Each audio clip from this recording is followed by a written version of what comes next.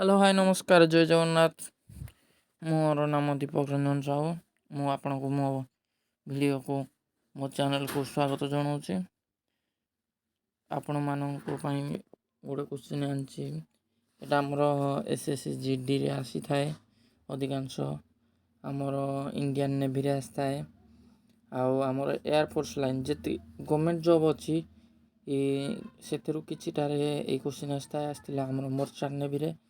Recent ଗୋଟେ exam ଥିଲା, ସେଇଠୁ ମୁଁ ଏଇ କ୍ୱେଶ୍ଚିନ୍ଟା ପାଇଲି। ଦେଖନ୍ତୁ ୟାର ଆନ୍ସର୍ଟା ଆମେ କେମିତି ବାହାର କରିବା। ଆପଣମାନେ ଦେଖନ୍ତୁ, ଏଇ ପରୀକ୍ଷା କ୍ୱେଶ୍ଚିନ୍ ଆସିଲେ ଆପଣମାନେ ଗୋଟେ ଜିନିଷ ନୋଟିସ୍ କରିଥିବେ, ନିଶ୍ଚିନ୍ତ ନୋଟିସ୍ କରିଥିବେ। ଏହିପରି କ୍ୱେଶ୍ଚିନ୍ ଆସିଲେ ପିଲାମାନେ ଭାବନ୍ତି 4, 5, 9 ଅଛି, 14 ଅଛି, 23 ଅଛି, କ'ଣ କରିବା? ଯେଉଁଟା ହେଲେ ଗୋଟେ ମାରିଦେବା, ମନ ଇଚ୍ଛା ମାରିଦିଅନ୍ତି। କିଛିଟା ପିଲା ଅଛନ୍ତି ଭାବିକି ମାରନ୍ତି, ଯେଉଁମାନେ ମନ ଇଚ୍ଛା ମାରନ୍ତି କାହାର ବାଜିଯାଏ, କାହାର ବାଜି ନଥାଏ। କିନ୍ତୁ ଏହାର ସଠିକ୍ଟା ଆମେ ଜାଣିଲେ ଠିକ୍ ଜାଗାରେ ପହଞ୍ଚିପାରିବା। ଚାଲନ୍ତୁ ଦେଖିବା। In following question select the missing number from the given series 4, 5, 9, 14, 23। ଦେଖନ୍ତୁ ସେ ପଚାରିଛି ଇନ୍ ଫଲୋଇଂ କ୍ୱେଶ୍ଚିନ୍ ସିଲେକ୍ଟ, ମାନେ ଗୋଟେ ମିସିଂ ନମ୍ବର ଅଛି, ତାକୁ ଗୋଟେ ସିରିଜ୍ରେ ଅଛି, ତାକୁ ବାହାର କରିବାର ଅଛି 4, 5, 9, 14, 23 ଭିତରେ। ମାନେ ଦେଖିପାରୁଥିବେ ଆମର ଯେଉଁ ସଂଖ୍ୟା ଅଛି ସବୁ, ଦେଖନ୍ତୁ ଗୋଟେ ଜିନିଷ ନୋଟିସ୍ କରିପାରୁଥିବେ 4, 5, 9। ଏଇଠି ଦେଖନ୍ତୁ 5 + 4 ହେଲେ 9 ହେଉଛି। ନୋଟିସ୍ କରନ୍ତୁ ଗୋଟେ ଜିନିଷ 5 + 4 ହେଲେ 9 ହେଉଛି। ଠିକ୍ ସେମିତି 9 + 5 ହେଲେ 14 ହେଉଛି। ଆପଣମାନେ ନୋଟିସ୍ କରିପାରୁଥିବେ। ମାନେ କୌଣସି ସଂଖ୍ୟାକୁ ବାହାର କରିବା, ତା ନେକ୍ସଟ ସଂଖ୍ୟାଟା ବାହାର କରିବାକୁ ହେଲେ ତା ପୂର୍ବ ସଂଖ୍ୟା ସହିତ ତାକୁ ମିଶାଇଲେ ହିଁ ତା ପରବର୍ତ୍ତୀ ସଂଖ୍ୟାଟା ବାହାରି ପଡ଼ୁଛି।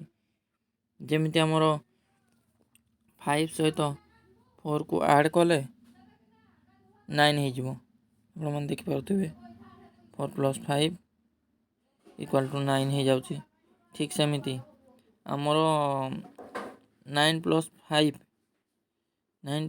5ଟା ଯଦି ଆମର ଆଡ଼୍ କରାଯାଉଛି, ଆମର ଦେଖନ୍ତୁ ଆନ୍ସର୍ 14 ଆସିଯାଉଛି। ଠିକ୍ ସେମିତି 14 + 9 ଯଦି ଆମର ଆଡ଼୍ ହେଉଛି 23 ହେଇଯାଉଛି। ଠିକ୍ ସେମିତି ଆମର ଯେଉଁ ସଂଖ୍ୟା ଅଛି ତାକୁ ପୂର୍ବ ସହିତ ଆଡ଼୍ କରିଦେବା। ସେମିତି 23 + 14 କରିଦେବା। 14 + 9 ହେଲା ଆମର 23 ହେଇଯାଉଛି। ଠିକ୍ ସେମିତି 23 + 14 କରିଦେବା, ଆମର ଆନ୍ସର୍ଟି ପାଇଯିବା ଆମେ 23 + 9 = 37 ହେଇଯିବ। ଆପଣମାନେ ଭିଡ଼ିଓରେ ଦେଖିପାରୁଥିବେ, ଟିକେ ସ୍ଲୋ ଅଛି। କ୍ୱେଶ୍ଚିନ୍ ମାର୍କ ମାନେ ଆମର 23 + 14 ହେଇଗଲା, ଆମର 37 ହେଇଯାଉଛି। ଦେଖନ୍ତୁ ଆମର ରାଇଟ୍ ଆନ୍ସର୍ ହେଉଛି 37 ହେଉଛି ଆମର ରାଇଟ୍ ଆନ୍ସର୍।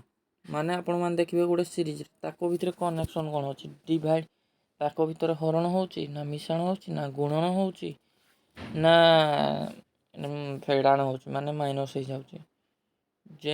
ଯେଉଁଠି ହେଉଛି ଆପଣମାନେ ସେଇ ଅନୁସାରେ ଏପରି କ୍ୱେଶ୍ଚିନ୍କୁ ସଲ୍ଭ କରିପାରିବେ। ଯଦି ଆପଣଙ୍କୁ ଭିଡ଼ିଓଟି ଭଲ ଲାଗିଛି ତେବେ ଲାଇକ୍ କରିବେ।